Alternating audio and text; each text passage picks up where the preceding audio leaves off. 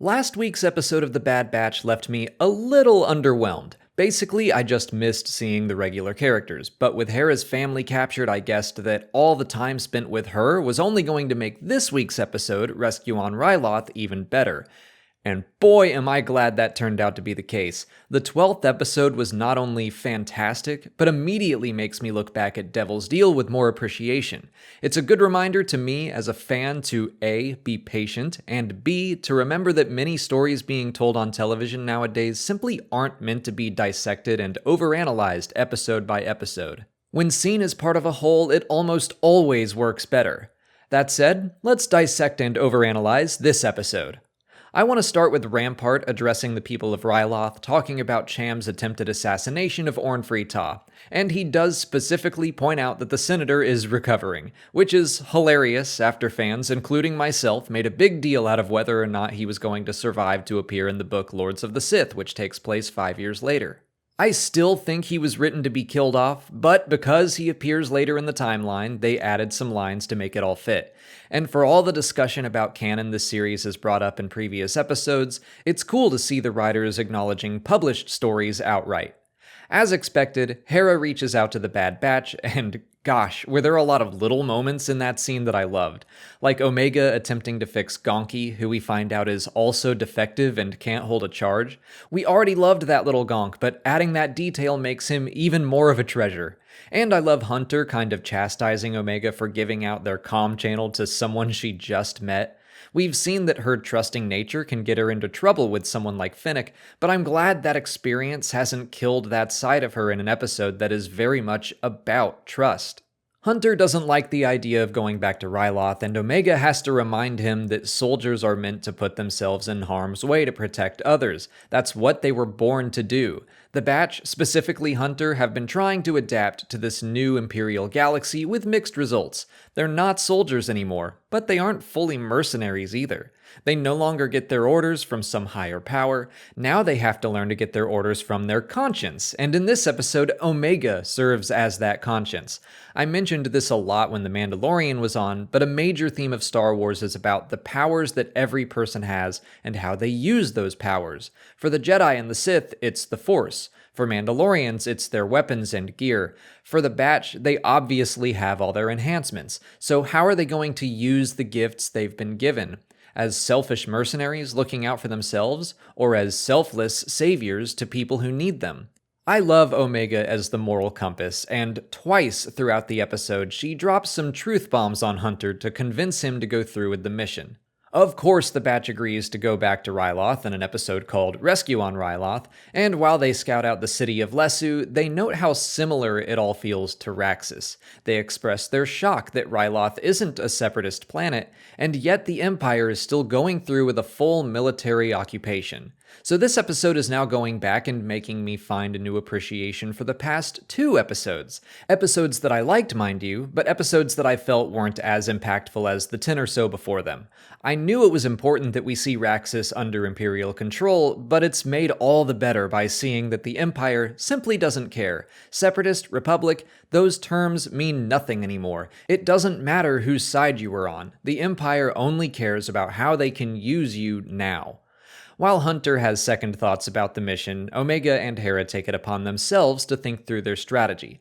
They suggest attacking the Imperial refinery as a distraction to pull enemy forces away from the city, making Cham's rescue all the easier. And so Hunter puts his trust in Hera and Omega, asking them to play a crucial role in the plan. I love that. After the Raxus episode, I was hoping we'd seen the last of any sidelining of Omega. You can see her excitement when she realizes she's going in basically alone, when she realizes she is a trusted and valuable member of the team.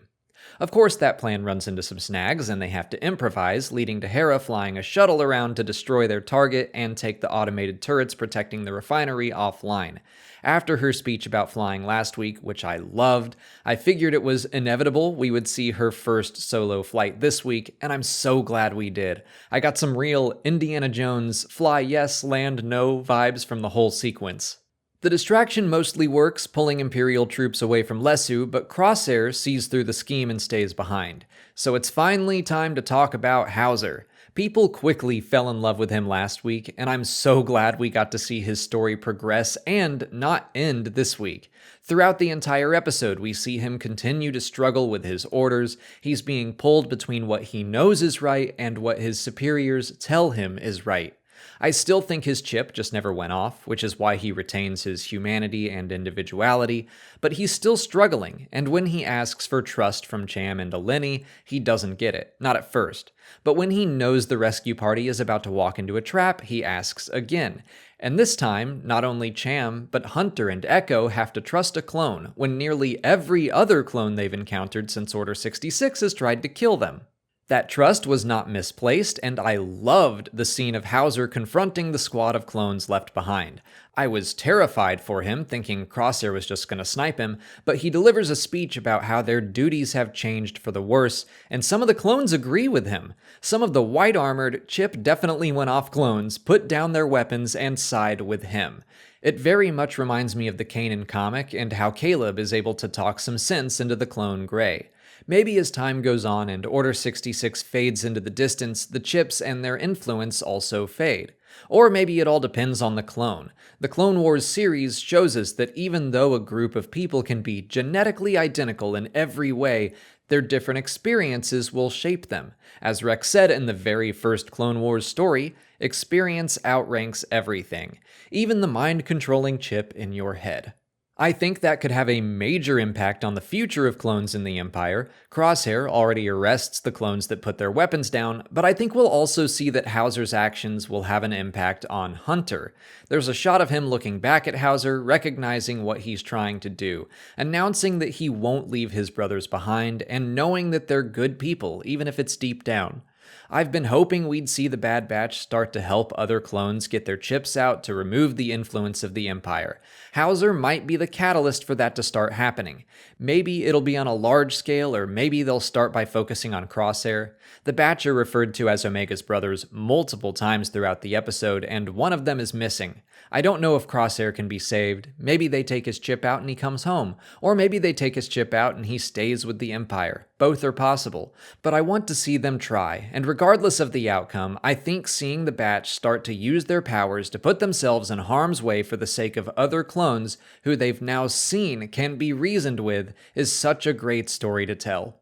But Hunter still seems a little resistant, and Eleni had a great line that I think spoke directly to what he's been dealing with. Hunter and Cham, actually. When Rex asked the Batch to come with him, Hunter said they had to look out for Omega. After abduction, he left her behind during the mission to Raxus. Last week, Cham spoke to Hera about wanting a better life for her, a life of peace, and he was willing to look past the faults of the Empire and accept their version of so-called peace.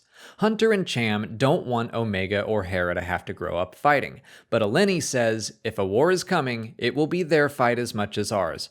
Sometimes, the best way to give the next generation a better future is to fight for it now, so the responsibility doesn't fall to them later.